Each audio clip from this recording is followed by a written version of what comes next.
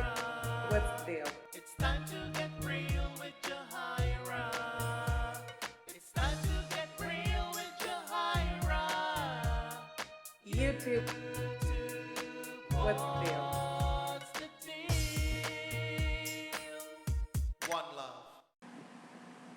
YouTube, what's the deal? It's your girl Jahira, and I am back. Hey everybody, what is going on? If I have to start, and I do have to start a video with a disclaimer, that's generally an indication that it's going to get deep. What you are about to view is a frank discussion about silicone injection.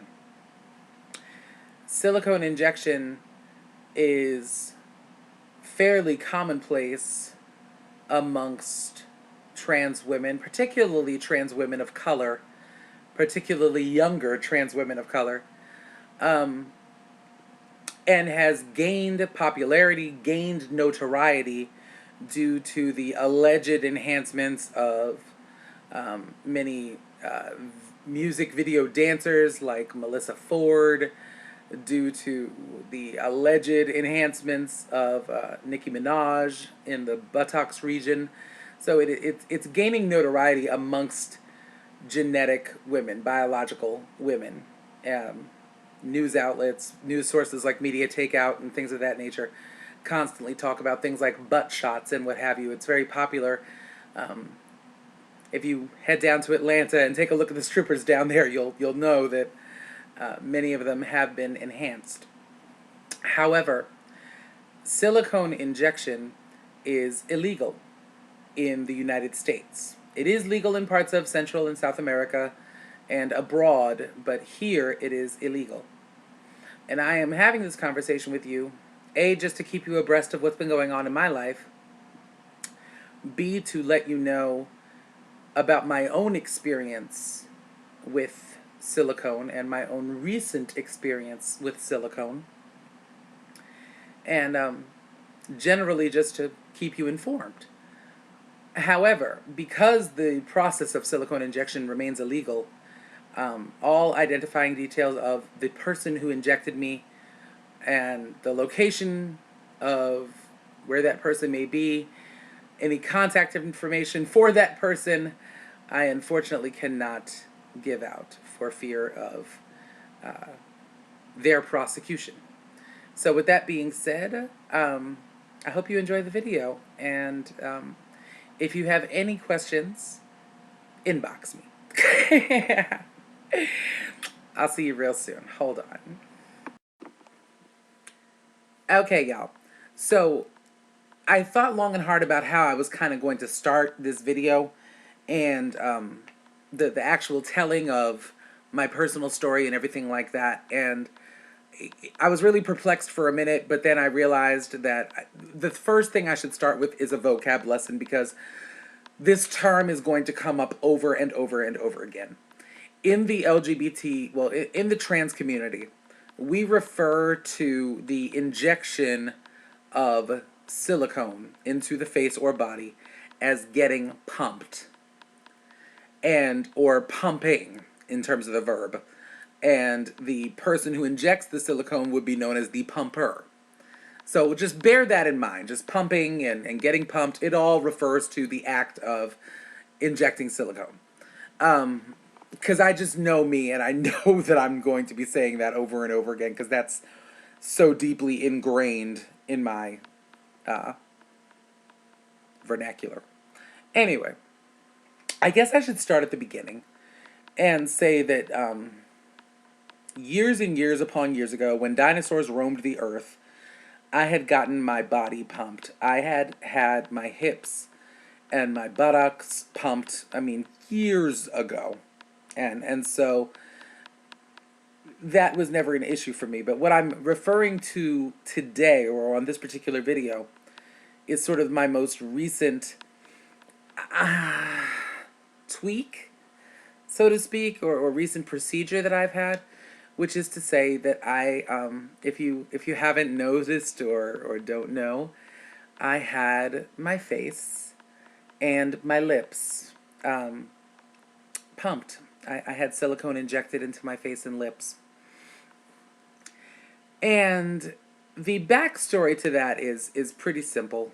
The truth of the matter is, I had a ball coming up, a very major ball, and the past, I want to say 3 months, I don't know, y'all. I've really been feeling my age, or I really had been feeling my age. I just felt a little bit despondent about, my looks and the ticking of time and sort of everything of that nature. And so I don't want to give y'all the impression that I did this purely for the sake of a competition, but it had been on my mind. It had been weighing very heavily on me for a while, that I just felt like I looked tired all the time. I felt like I looked, sluggish and old and just kind of like blah.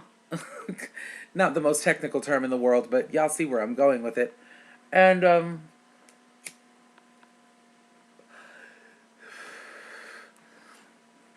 the category that I normally compete in is one that's really reserved for seasoned members of the ballroom scene. But at this particular ball, which again was going to be incredibly high profile with really high stakes and stuff like that, this particular category I would be competing against much younger ladies. And so I just felt like I needed some freshening up. I felt like I needed a pick me up, you know what I mean? And, you know, as a woman of trans experience, you don't give a lot of thought to sort of the, weighing the issue of cosmetic surgery, because so much, as those who surgically transition, so much of your identity, excuse me, is kind of wrapped up in surgery, that it's not something that I ever really get nervous about per se. So I say all that to say that I decided to go ahead and get pumped. I decided to go and get my face pumped. And I should probably say that prior to this incident, I had never had any cosmetic procedures performed on my face. When I was about, I want to say 13 years old, I had autoplasty. I had my ears done because I used to have ears that stuck out really badly. And when I was probably maybe 20 or 23, I had my teeth reshaped. And that was again for transitional purposes, because a dentist can identify your gender by opening your mouth. And so I had my teeth reshaped. Forgive the sudden darkening. But yeah, so I decided to go ahead and get pumped.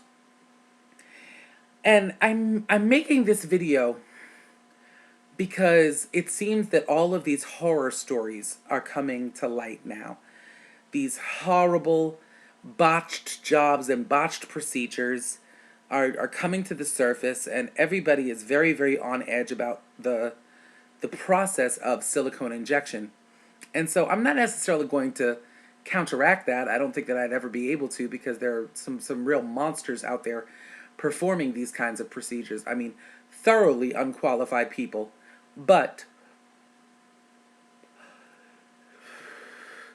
I really wanted to give y'all an opportunity to see what it looks like when it's done the right way. So as you absolutely should before undergoing any kind of procedure, I researched it very, very thoroughly, as much as anybody can, which is to say, when you're talking about a practice that is illegal in the United States, you essentially do have to go by word of mouth.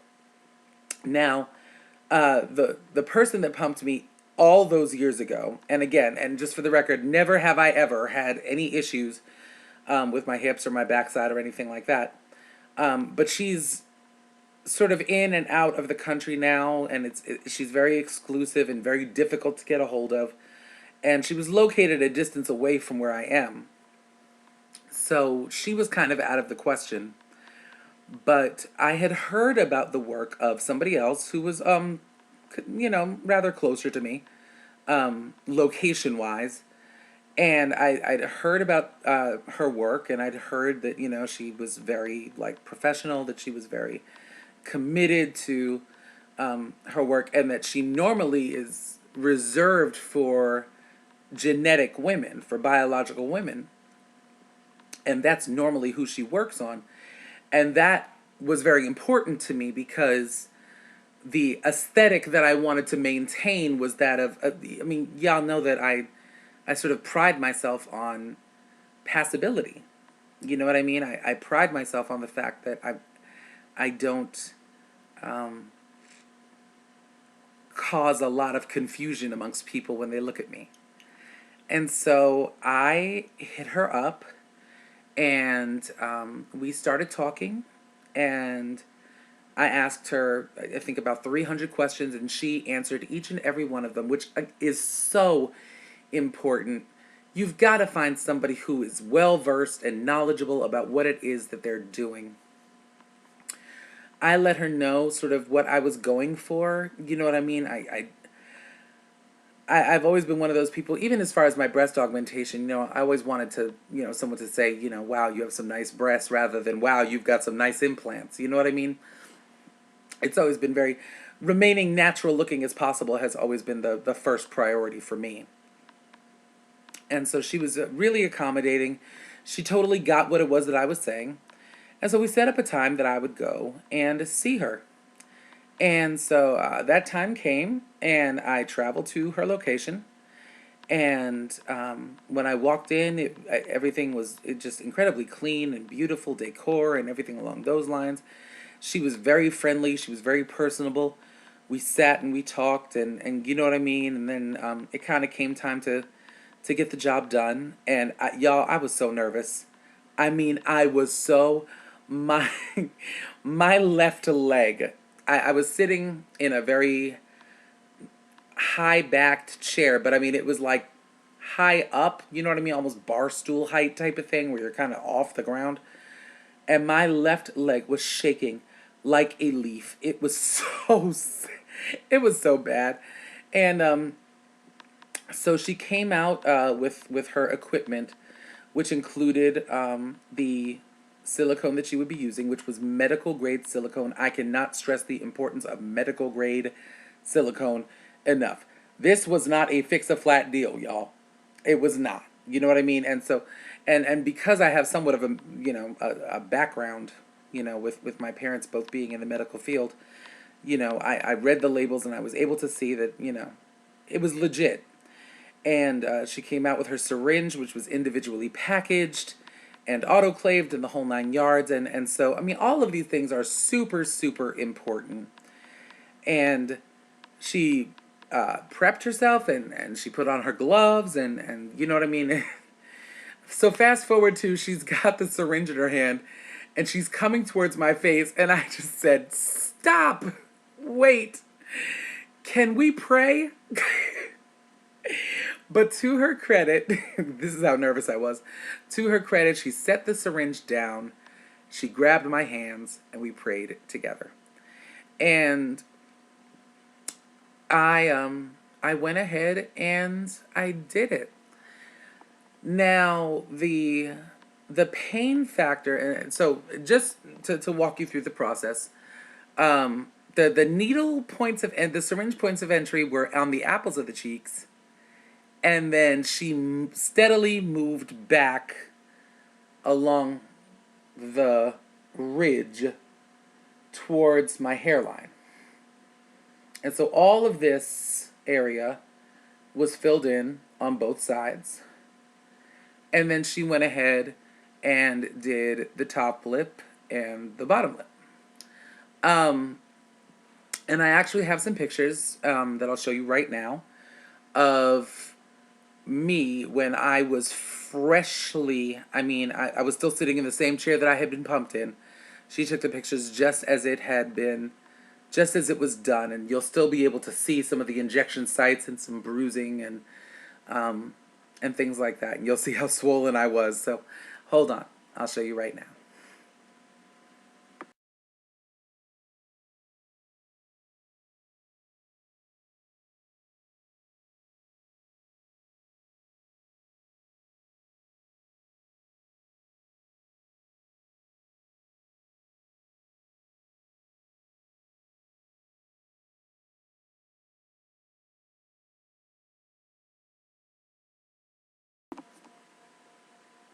Yeah, y'all. So I'm back. So that was me, and huge and swollen. Now, I had started to talk about the pain scale, but I hadn't really gone into detail. Pain is a relative thing. You know what I mean? What's painful to me may not be painful to others, or what isn't painful to me might be hugely painful for you. And so, I mean, y'all, considering the tattoos and everything like that, it's fair to say I have a pretty high tolerance for pain. The worst part was heading up here, because this is really, you're far more fleshy. All of us are far more fleshy on the apples of the cheeks than you are up here. Right here is where you're kind of getting towards the actual cheekbone, and that was the worst of it. For me, on a scale of 1 to 10, at its worst, I would say was a 7. But let me just say this. It was not, and I'm being very honest, it was not a lingering pain. I mean, the point of injection was painful. The sort of maneuvering around of the needle sort of under my skin was painful. But once it came out, it wasn't, you know what I mean? I really didn't feel sore per se. What I felt, honestly, was pressure. My skin felt very tight, and I felt a very real sense of pressure. And of course, with the swelling, you're going to get that sort of throbbing sensation and everything like that. But it wasn't a stinging pain. I can say that. And so, after that was over, I mean, it was over. You know what I mean? I went on about my business. Now, right now, the only thing I have on is some lip gloss. Like, it's clear lip gloss. I have no makeup on, but I'm actually going to zoom this in. God, how the hell do I zoom this in? So that you can see my lips sort of like then to now. Because obviously when the swelling went down, I achieved a much more natural aesthetic. So these are my lips now.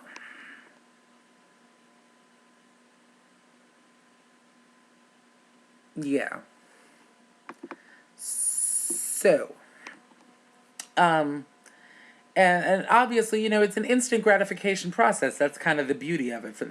In much the same way that something like Botox or Restylane or Juvederm are sort of instant gratification, which is to say, I noticed a change immediately. Now, swelling notwithstanding, let me show you on this side. I am somebody who's never had, you know what I mean? Even if you go back to the Give Me Face series, the makeup tutorial that I did, where I kind of put on a whole face for y'all and broke it down into sections, when I talked about, contouring, highlighting, and my cheeks in general, I never had, you know what I mean? My mother swears I did. I think she's a liar. But I never really had discernible cheekbones. I mean, nothing that you could see. It was something where I had to create. And now the difference is you can see this little shadow right under here where I actually have the hollow, or just the faintest hint of the hollow of a cheek, which was never present for me before. And on a lot of plus size divas and on a lot of women of a certain size, it's just not present. And for me, the planes of my face were so, y'all are really gonna have to go back. I mean, if you're that interested, go back through my other videos and you'll be able to see for yourself. Like, it was just a very, very flat situation, whereas now I have, a definition there that I didn't have before. And when I smile, I did, this is my silicone cheek face. Because when I smile, it pops. A week after I got pumped was the night of the ball, and my first time actually putting on, a full-on face of makeup. And it was kind of funny because I actually had to sort of relearn, you know what I mean? Because I couldn't line my lips in the same place that I was, because I had a whole lot more lip than I ever did, and contouring my face. But anyway, I took some pictures of it when it was done, and the difference to me is, it's such a perceptive thing, because the difference to me is huge. Like, it is mind-bogglingly, exponentially huge, and there is just no getting around it. But the difference to everyone else has been very subtle. So I'm really interested, because y'all have been with me for 2+ years now. And so I'm really interested in hearing what you think about it. But I want you to take a look at these pictures of me completely in face, and let me know if you see the difference like I see the difference. So pictures coming right now.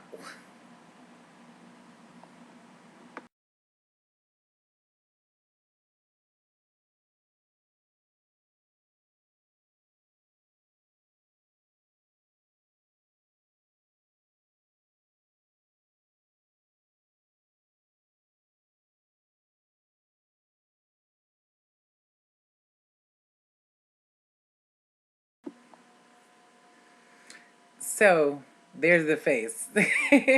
Completely done up, and yeah, that's where we're at. And since then, again, I mean, the swelling went down. I've encountered no problems. Um, as far as upkeep, there really isn't any. You know, it's in there, it's permanent. Life is good. I really am. You know, I'm not trying to make light of, a cosmetic procedure, because obviously there are risks involved. And again, you have got to research it. I do not advocate pumping parties, or I don't advocate, you know what I mean? You really have to talk to people. You absolutely have to talk to people and see examples of their work. I mean, multiple examples of their work before you commit to doing something like this, because the removal, should God forbid something go wrong, is costly and complicated, and almost, yeah, I mean, it's not even a guarantee. I'll be completely honest with you. As for me, I don't feel any sense of pressure anymore. The only thing I have to watch, and I'll be completely honest with y'all, is I tend to sit, you know what I mean, like kind of with my hands on my face, like that. And I have to sort of, like, I don't necessarily have to, but I choose to kind of be gentle with my placement, you know what I mean? I just don't want to put too much pressure um, on the silicone. So that's kind of where we're at, y'all. And I, again, for all general questions, I'm happy to answer them, and I'll answer them here. You know what I mean? It's just, again, we're talking about something that, as of right now, is illegal. How much longer it's going to remain illegal, I don't know, and I really doubt it, because frankly, this is um, a much less invasive alternative to something like cheek implants, or butt implants, or something like that. And it's taking money away from the medical community. It really is, because people are doing this now. They're doing it, and I'm sure that those doctors and those physicians would like to put that money in their pockets. So we'll see what happens. But yeah, that has been my experience. And I'd love to hear your thoughts. Please, all opinions and comments are welcome. And again, if you have any questions, feel free to let me know. I love you, and I've missed you, and I will talk to y'all very soon. Later, y'all. One love.